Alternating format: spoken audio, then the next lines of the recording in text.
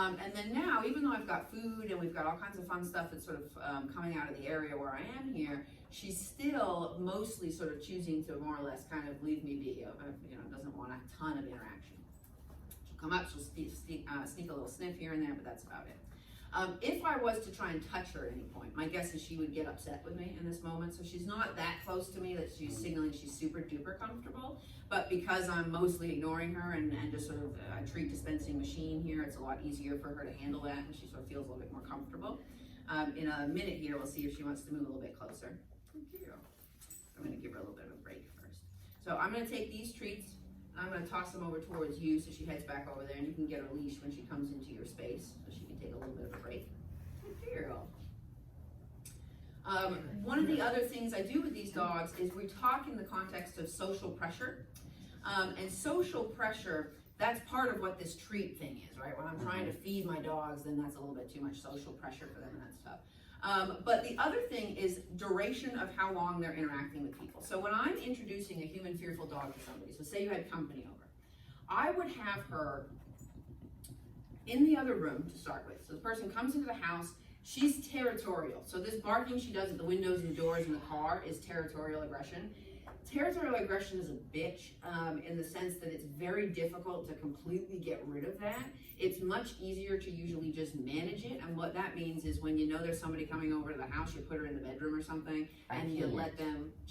Does she get all stressed if you try to put her? She gets super stressed, and we have a 3-foot door between our living room and dining room, and she literally tries to jump in it. She's got. Yep. So in that case, what I would do, you can still have her, what would she do? Do you have baby gates in your house, and can she be behind the gate if she can see you? Them. She'll jump the gate even if you're so short. Yeah. That's why we put a 7-foot fence up. Yeah. Because I was like, okay, is she gonna climb? No, she's a digger. You hear those dogs, they know. Yeah. So in that case, what I would do is put I'd put a barrier gate up at the front door, right? So she can't get quite so close to people when they first enter the home. The big thing with a territorial dog, the biggest bite risk is that moment when the person's entering the home. Once the person's entered the home, then we can kind of control the situation and we can start doing our counter conditioning exercise. We can start working with the dog. But when they're first entering that threshold and our arousal is through the roof and we're in that territorial state, yeah, you think so, sassy dog, then that's when we really start to have an issue. So you can get these gates, depending on how your house is set up. Depending on how your house is set up, you can get gates that have that sort of pop out from the door, right? So like if this is my front door over here, you can get a gate that maybe it goes here and it kind of comes out and it comes around, right? So it creates this little, like you can still open your door and people can come in, but there's a little bit of a barrier. And you can utilize that space as a way to kind of keep her back from the doorway in that initial moment, because that's going to diffuse some of that arousal when she's got a little bit more space. Well, I try to do counter conditioning with food and getting her to go to a Target. Yep, like a mat or something. Yeah, I have 2 of them, and then if they're in the kitchen, then I'm trying to counter condition her in the living room, especially if she's over the top. To get her to settle down. It took me a half an hour to get her to settle down with the people in, that came to visit. And I was like, have you tried doing her, when you have people come over, have you had her meet people out in the yard first at all? Have you ever tried that? It was the same thing. Same behavior, Yeah. So the other kind of aspects here, so for trying to kind of manage those high arousal moments, so social pressure. So the other way that I'll do this is I give the dog a ton of breaks, right? So for example, so say you've got your friends coming over, right? Friends come over, we've got a gate set up. Ideally, if there's any way, if we've got, say your daughter's home or something, if there's enough people that you can do it, I would say, have your daughter there to answer the door and you take her in the other room so you shouldn't have to see people walk in. But at least have a gate up. So separate her as much as we can from that initial entrance. And then the guests come in and they sit down. And what I do at that point is I have my dog on a leash. Say your company's in the living room, right? Sitting on the couch.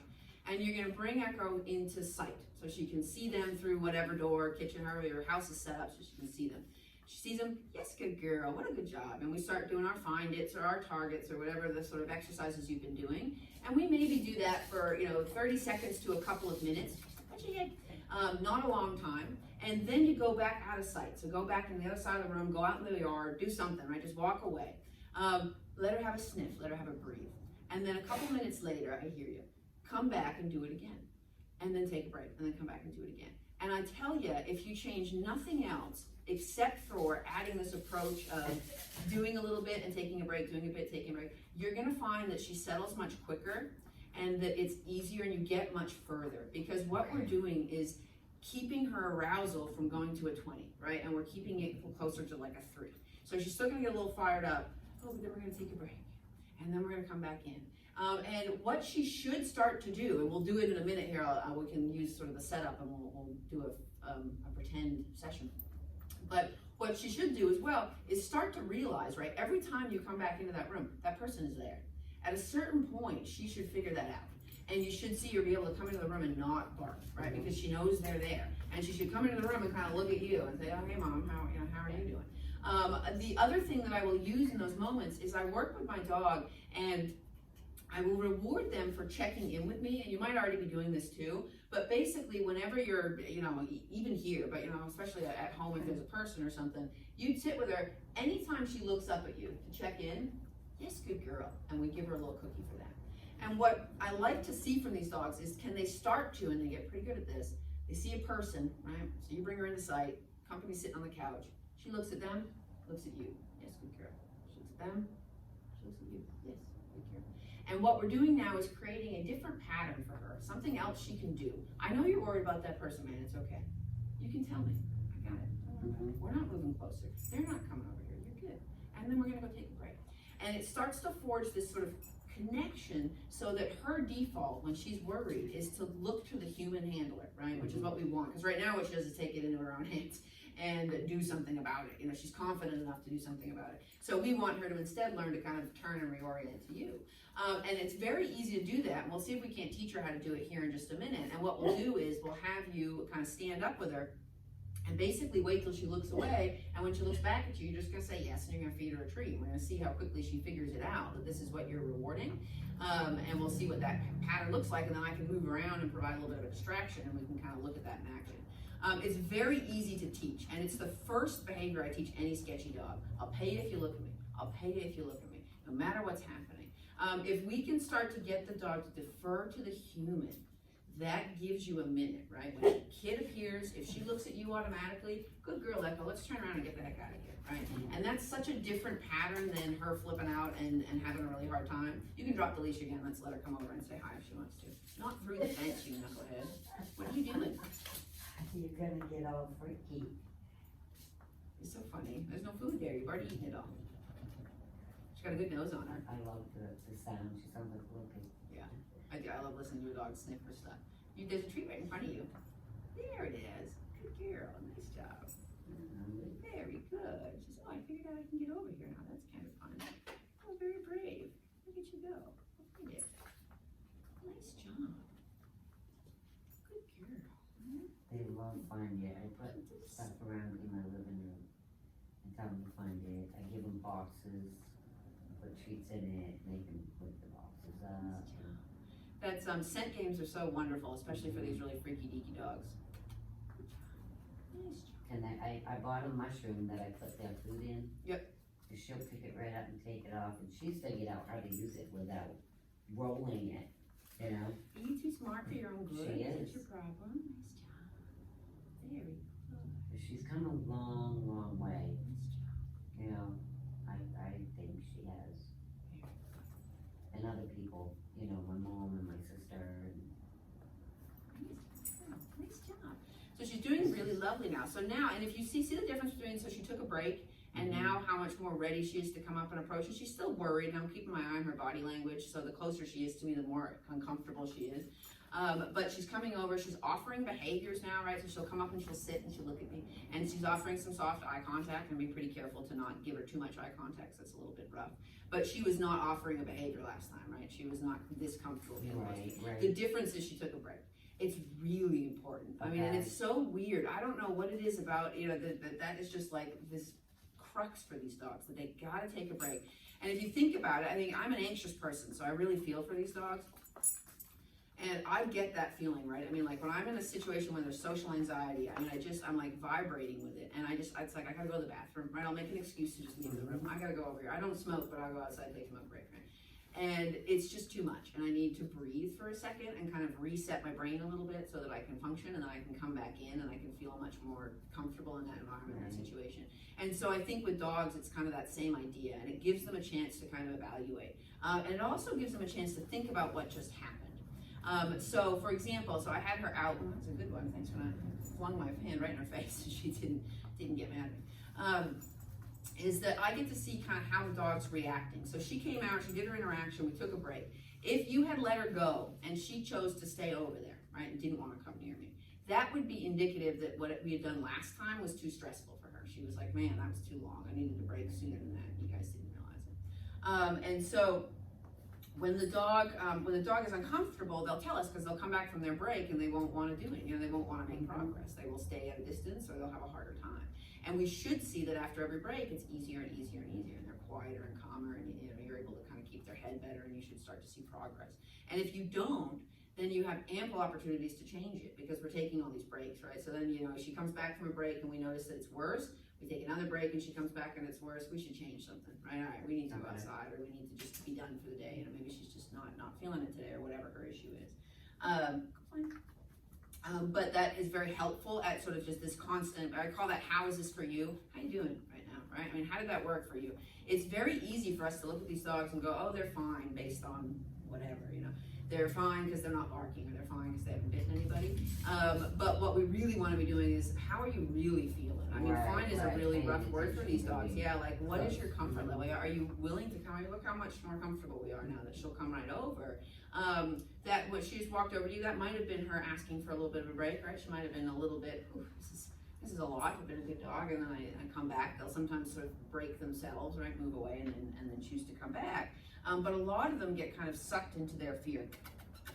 And it's hard for them to tear themselves away. You know, they won't walk away if they're stressed, unfortunately, as much as we wish that they would.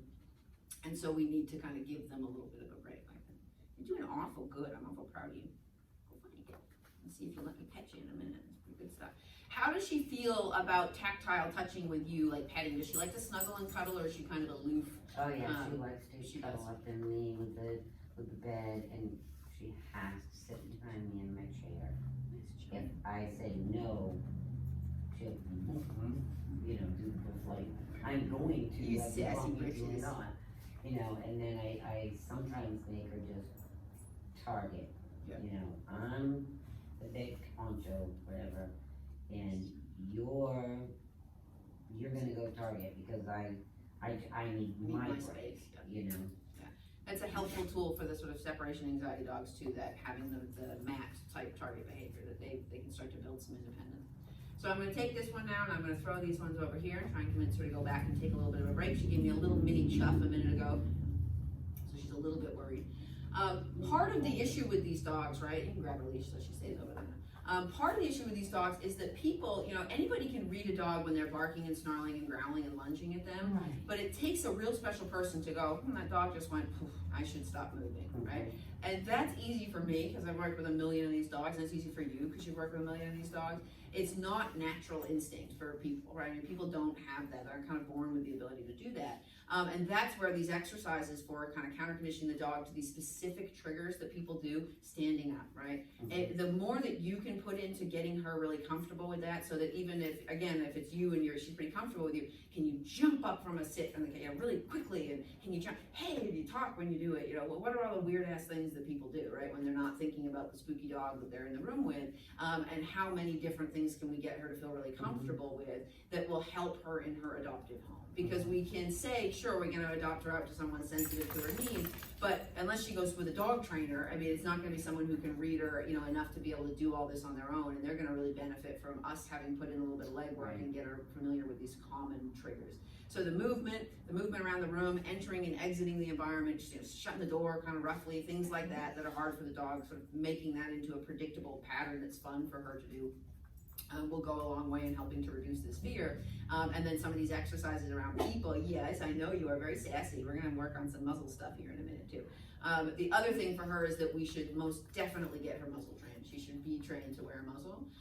And that's something I brought every muzzle that I own so I can see what size muzzle she needs and help you guys figure that out and show you how to So I start have that process. 3 for, Perfect, like the Baskerville, yes. the little rubber one, good.